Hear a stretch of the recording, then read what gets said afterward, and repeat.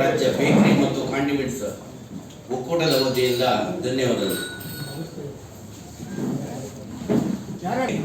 ನಾನು ಒಕ್ಕೂಟದ ಅಧ್ಯಕ್ಷನಾಗಿ ಹಾಗೂ ನಮ್ಮ ಒಕ್ಕೂಟದ ಸೆಕ್ರೆಟರಿಗಳಾದ ರವೀಂದ್ರ ಶೆಟ್ಟಿ ಹಾಗೂ ಗೀತಾ ಶೆಟ್ಟಿ ಹಾಗೂ ಅಮರ್ನಾಥ್ ಶೆಟ್ಟಿ, ಶಕುಂತಲಾ ಶೆಟ್ಟಿ, ಅಭಿಷೇಕ್ ಶೆಟ್ಟಿ ಹಾಗೂ ಗಣೇಶ್ ಶೆಟ್ಟಿ ಹಾಗೂ ಹೊರಗಡೆ ಬಂದಂಥ ಎಲ್ಲ ಮುಖಂಡರುಗಳು,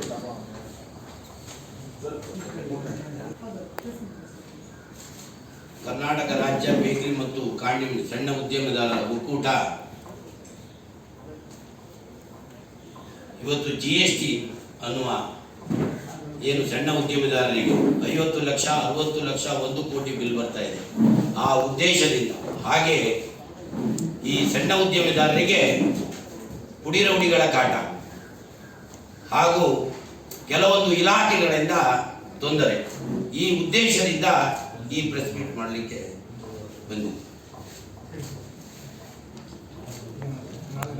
ನಮ್ದು ಇದೇ ನಾಡ್ದು ಗುರುವಾರ 24ನೇ ತಾರೀಕು ಬಂದು ಕರೆ ಕೊಟ್ಟಿದ್ದೇವೆ ನಾವು ಕರ್ನಾಟಕ ರಾಜ್ಯ ಬೇಕರಿ ಮತ್ತು ಕಾಂಡಿಮೆಂಟ್ಸ್ ಒಕ್ಕೂಟದ ವತಿಯಿಂದ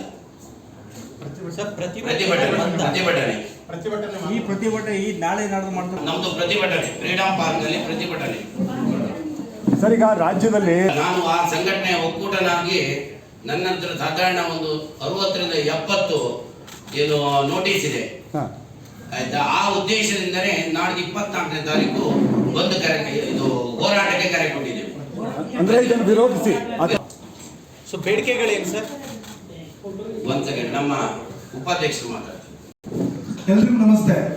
ಇವಾಗ ಒಂದು ಬೇಕರಿ ಅಂದಾಗ ಅವರು ಕಾರ್ಮಿಕರಾಗಿ ಎಲ್ಲೋ ದುಡಿದು ಒಂದು ಲೋಟ ತಿಕ್ಕಿ ಹೋಟೆಲೆಲ್ಲ ಇದು ಮಾಡಿ ಒಂದು 50,000 ರೂಪಾಯಿ ಫಂಡ್ ಮಾಡಿಕೊಂಡು ಎಲ್ಲೋ ಒಂದು ಚಿಕ್ಕ ಫಂಡ್ ಮಾಡಿಕೊಂಡು ಲೀಸಿಗೆ ಅಂಗಡಿ ತಗೊಂಡು ಒಂದು ಅಂಗಡಿ ನಿಲ್ಲೋದ್ರೊಳಗಡೆ ಅವನ ಕಷ್ಟ ಅವನಿಗೆ ಗೊತ್ತಿರುತ್ತೆ.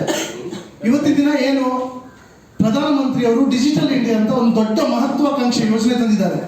ಆ ಡಿಜಿಟಲ್ ಇಂಡಿಯಾಕ್ಕೆ ಇಡೀ ವಿಶ್ವ ಬೆರಗಾಗಿದೆ. ಇಷ್ಟೊಂದು 150 ಕೋಟಿ ತನಕ ಜನಸಂಖ್ಯೆ ಏನಿದೆ, ಅವರಿಷ್ಟು ಜನ ಯೂಸ್ ಮಾಡುವಂತ ಗಲ್ಲಿ ಒಂದು ಬೀದಿ ಬದಿಯ ವ್ಯಾಪಾರಿ, ತರಕಾರಿ ವ್ಯಾಪಾರಿ, ಹೂ ವ್ಯಾಪಾರಿಗಳು ಅದನ್ನ ಯೂಸ್ ಮಾಡ್ತಾ ಇದ್ದಾರೆ. ಅದಕ್ಕೆ ದೊಡ್ಡ ಶಕ್ತಿ ಆಗಿದ್ದು ಯಾರು ಕೇಳಿದ್ರೆ ಯಾವ ಕಾರ್ಪೊರೇಟ್ ಕಂಪ್ನಿಗಳಲ್ಲ, ಈ ಬೇಕರಿ ಅವರು, ಈ ಚಿಕ್ಕ ಪುಟ್ಟ ಉದ್ಯಮದವರು.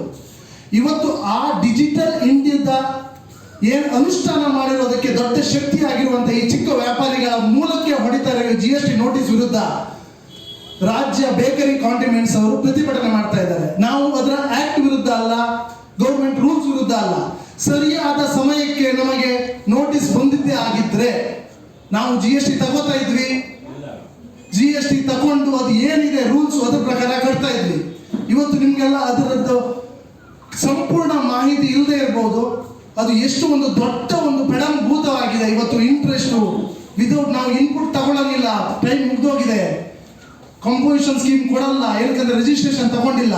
ಇವತ್ತು 100 ರೂಪಾಯಿ ವ್ಯಾಪಾರ ಮಾಡಿ ಒಬ್ಬ ಕಾಂಡಿಮೆಂಟ್ಸ್ ಅಂದ್ರೆ ಸಿಗರೇಟು ಸೇಲ್ ಮಾಡಿರ್ತಾನೆ, ಟೊಬ್ಯಾಕೋ ಸೇಲ್ ಮಾಡಿರ್ತಾನೆ, ಬಿವರೇಜಸ್ ಸೇಲ್ ಮಾಡಿರ್ತಾನೆ. ಒಂದಕ್ಕೆ 28% ಟ್ಯಾಕ್ಸ್ ಇದೆ, ಒಂದಕ್ಕೆ 40% ತನಕ ಇನ್ಕ್ಲೂಡಿಂಗ್ ಸೆಸ್ ಚಾರ್ಜ್ ಇದೆ, ಟ್ಯಾಕ್ಸ್ ಇದೆ.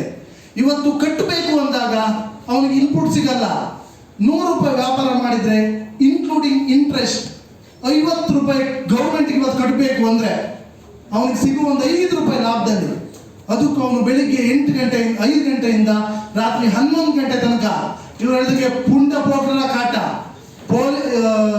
ಈ ಸಿಗರೇಟ್ ಮಾಡಬಾರ್ದು ಅಂದ್ಬಿಟ್ಟು BBMP ಮಾರ್ಷಲ್ಸ್ಗಳ ಕಾಟ, ಇದೆಲ್ಲವೂ ಅನುಭವಿಸಿ ಒಂದು ದಿನ ಅವನ ಮನೆಗೆ ಹೋಗ್ದೆ ಹೆಂಡತಿ ಮಕ್ಕಳನ್ನ ಊರಲ್ಲಿ ಬಿಟ್ಬಿಟ್ಟು ಇಷ್ಟೊಂದು ಕಷ್ಟಪಟ್ಟು ಮಾಡ್ತಾ ಇರಬೇಕಾದ್ರೆ ಇದು ಅವನ ಎಜುಕೇಶನ್ ಇಲ್ಲದೆ ಇರೋದ್ರಿಂದ ಆಗಿರುವಂತಹ ಪ್ರಾಬ್ಲಮ್. ಅವನಿಗೆ ಸಪ್ರೇಟ್ ಆಗಿ ಅಕೌಂಟೆಂಟ್ ಇಟ್ಕೊಂಡು ಯಾವುದಕ್ಕೆ ಹೋಗಿದೆ ಅಂತ ನೋಡೋದಕ್ಕೆ ಆಗಲ್ಲ. ಇಷ್ಟೊಂದು ಪ್ರಾಬ್ಲಮ್ ಆಗಿದೆ. ಈ ಟ್ಯಾಕ್ಸ್ ಒಂದು ಪ್ರಡಂಭೂತವಾಗಿ ಇವತ್ತೇನು ನೋಟಿಸ್ ಬಂದಿದೆ, ಅದಕ್ಕೆ ಸರ್ಕಾರಗಳು, ರಾಜ್ಯ ಸರ್ಕಾರ ಇರ್ಬೋದು, ಕೇಂದ್ರ ಸರ್ಕಾರ ಇರ್ಬೋದು, ಮಧ್ಯಸ್ಥಿಕೆ ವಹಿಸಲೇಬೇಕು ಅನ್ನುವುದು. ಮೊದಲನೇದಾಗಿ ನಾವು ಡೈರೆಕ್ಟ್ ಆಗಿ ಪ್ರತಿಭಟನೆ ಇಳಿದಿಲ್ಲ. ಎಲ್ಲ ಸಂಬಂಧಪಟ್ಟ ಇಲಾಖೆಗಳಿಗೆ ನಮ್ಮ ಅಧ್ಯಕ್ಷರು ಇದು ಕೊಟ್ಟಿದ್ದಾರೆ, ಮನವಿ ಪತ್ರ ಕೊಟ್ಟಿದ್ದಾರೆ. ಯಾರಿಂದನೂ ನಮಗೆ ಒಂದು ಸರಿಯಾದ ಪ್ರತಿಕ್ರಿಯೆ ಸಿಕ್ಕಿಲ್ಲ. ಇವಾಗ ಉಳಿದಿರೋದು ಪ್ರತಿಭಟನೆ ಇದಕ್ಕೆ ಹಿಡಿತಾ ಇದ್ದೀವಿ ನಾವು. ನಮ್ಮ ಕೋರಿಕೆ ಇಷ್ಟೇ, ರಾಜ್ಯ ಸರ್ಕಾರ, ಕೇಂದ್ರ ಸರ್ಕಾರಗಳು ಇದರಲ್ಲಿ ಮಧ್ಯಸ್ಥಿಕೆ ವಹಿಸಬೇಕು. ಸಣ್ಣ ಪುಟ್ಟ ವ್ಯಾಪಾರಿಗಳಿಗೆ ಇಷ್ಟೊಂದು ದೊಡ್ಡ ದೊಡ್ಡ ಮಟ್ಟದಲ್ಲಿ ಕಟ್ಟೋದಕ್ಕೆ ಸಾಧ್ಯನೇ ಇಲ್ಲ. ಇವತ್ತು ನಾವು ನೋಟಿಸ್ ರಿಪ್ಲೈ ಮಾಡಬೇಕು, ಎಲ್ಲಾನು ಕರೆಕ್ಟು, ಲಾ ವಿರುದ್ಧ ಹೋಗಂಗಿಲ್ಲ. ಬಟ್ ಹೋಗೋದು ಹೇಗೆ? ಒಬ್ಬ ವ್ಯಾಪಾರಿ 50 ಲಕ್ಷ 60 ಲಕ್ಷ ಕಟ್ಟೋದು ಸಾಧ್ಯ ಇದೆಯಾ? ಒಂದು ಸ್ವಲ್ಪ ನೀವು ಅದ್ರ ಬಗ್ಗೆ ಆಲೋಚನೆ ಮಾಡಬೇಕು. ಅವರ ಶೂಗಳಲ್ಲಿ ನಿಮ್ಮ ಕಾಲನ್ನು ಇಟ್ಟು ಥಿಂಕ್ ಮಾಡಬೇಕು. ನೀವು ಒಂದ್ಸಲ ಇದ್ರ ಬಗ್ಗೆ ಥಿಂಕ್ ಮಾಡೋ ತನಕ ನಮ್ಮ ಹೋರಾಟ ಮಾಡ್ತೀವಿ, ಇದು ನಿಲ್ಸಲ್ಲ.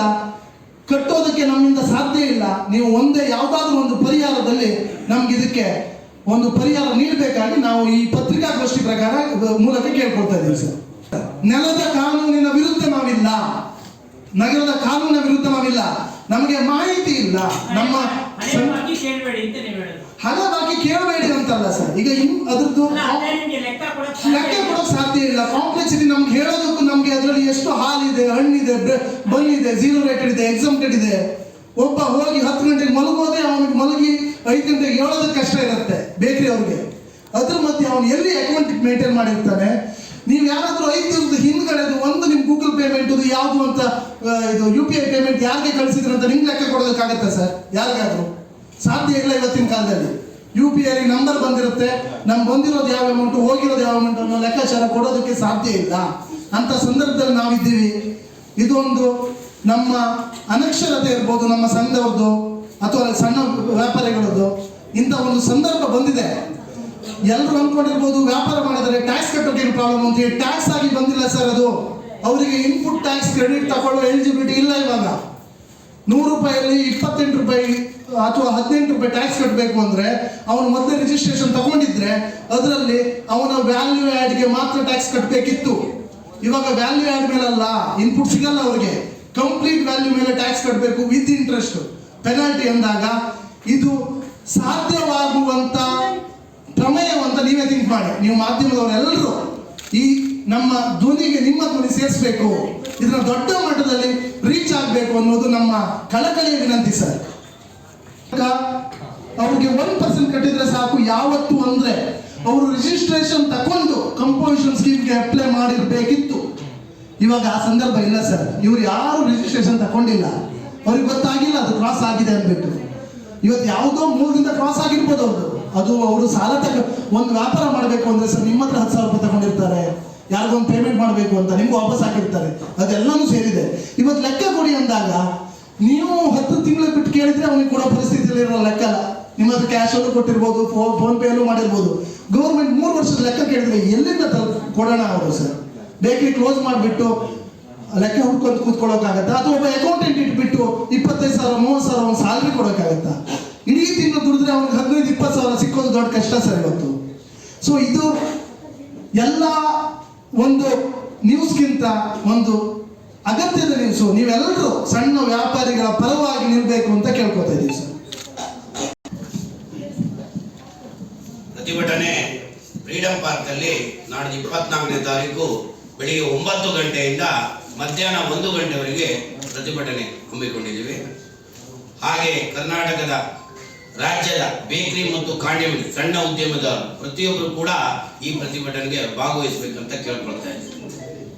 ನಾಳೆ ಬಂದ್ ಮಾಡ್ತಾರೆ, ಬೆಂಬಲ ಇದೆಯಾ ನಿಮ್ದು? ಏನು ಬಂದಿನ ವಿಷಯ ನಮ್ಮ ಸಂಘಟನೆಯಿಂದ ಯಾವುದೇ ರೀತಿಯ ಬಂದೇ ಕರೆ ಕೊಟ್ಟಿಲ್ಲ. ಪ್ರತಿಯೊಬ್ಬರು ಕೂಡ ಬಂದು ಮಾಡುವುದು ಬಿಡುವುದು ಅವರ ವೈಯಕ್ತಿಕ. ನಮ್ಮ ಸಂಘಟನೆಗೆ ತಾವೆಲ್ಲರೂ ಕೂಡ ಬೆಂಬಲ ಕೊಡಿ ಅಂತ ಕೇಳ್ಕೊಳ್ತಾ ಇದ್ದೀವಿ. 24ನೇ ತಾರೀಕು ಗುರುವಾರ ಸರ್ 25ಕ್ಕೆ ಕಾರ್ಮಿಕ ಪರಿಷತ್ ಮಾಡ್ತಿದ್ದಾರೆ, ನೆನ್ನೆ ಸುದ್ದಿಗೋಷ್ಠಿ ಮಾಡಿದ್ರು. ಸೊ ಅದಕ್ಕೆ ನಿಟ್ಟಿನಲ್ಲಿ ಏನಾದ್ರು ಭಾಗವಹಿಸಿ ಈ ಬೇಕರಿ ಕಾಂಡಿಮೆಂಟ್ಸ್ ಅವರಿಗೆ ಸಪೋರ್ಟ್ ಮಾಡ್ತಾರೆ, ಅವರಿಗೂ ಕೂಡ ಒಂದು ಧನ್ಯವಾದಗಳು. ನಾವು ಪ್ರತಿಭಟನೆ ನಮ್ಮ ಮುಖ್ಯ ಅಲ್ಲ. ನಾವು ಸೆಂಟ್ರಲ್ ಮಿನಿಸ್ಟರ್ ಆದ ಶೋಭಾ ಕರಂದ್ಲಾಜೆ ಅವರಿಗೆ ಮನವಿ ಕೊಟ್ಟಿದ್ದೀವಿ. ಸನ್ಮಾನ್ಯ ಬಸವರಾಜ್ ಅವರಿಗೆ ಸುರೇಶ್ ಅವರಿಗೆ ಕೂಡ ಮನವಿ ಕೊಟ್ಟಿದ್ದೀವಿ. ಫೈನಾನ್ಸ್ ಮಿನಿಸ್ಟರ್ ಆದ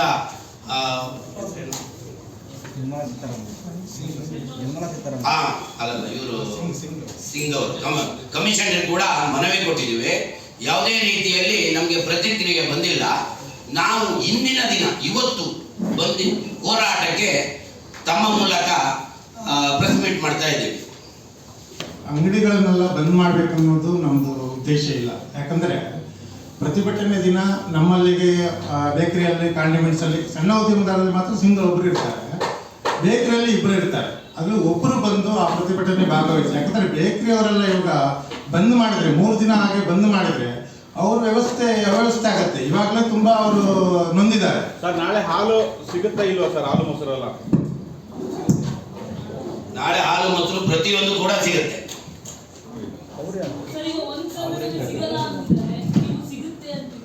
ನಾವು ಕರ್ನಾಟಕ ರಾಜ್ಯ ಬೇಕರಿ ಮತ್ತು ಕಾಂಡಿಮೆಂಟ್ಸ್ ಒಕ್ಕೂಟದ ವತಿಯಿಂದಲೇ ನಾವು ಹೇಳ್ತಾ ಇದ್ದೇವೆ, ಬೇಕರಿಯವರು ಪ್ರತಿಯೊಬ್ಬರು ಕೂಡ ನಮ್ಮ ಸಂಪರ್ಕದಲ್ಲಿ ಇದ್ದಾರೆ.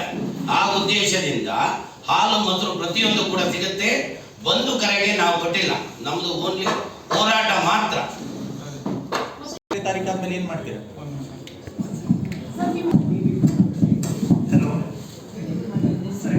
ಸರ್ ಬೇಡಿಕೆಗಳೇನಾದ್ರೂ ಈಡೇರ್ಲಿಲ್ಲ ಅಂದ್ರೆ?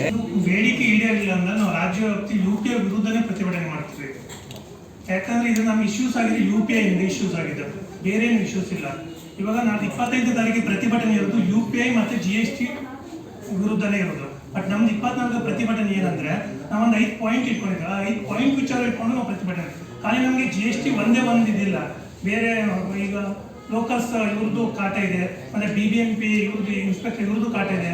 ಮತ್ತೆ ನಮ್ಗೆ ಏನು ಗೌರ್ಮೆಂಟ್ ಈಗ ನಮ್ಮ ಹತ್ರ GST ಕೇಳ್ತಾರೆ, ಬಟ್ ನಮ್ಗೆ ಏನೋ ಇನ್ಸೂರೆನ್ಸ್ ಏನಾದ್ರು ಕೊಡ್ಬೇಕಲ್ವ. ನಮ್ಗೆ ನೀವು ಎಷ್ಟೇ ಜನರನ್ನು ವಿಚಾರಿಸಿ ನೀವು ಅವರಿಗೆಲ್ಲ ಮೆಡಿಕಲ್ ಇಶ್ಯೂಸ್ ಇರುತ್ತೆ.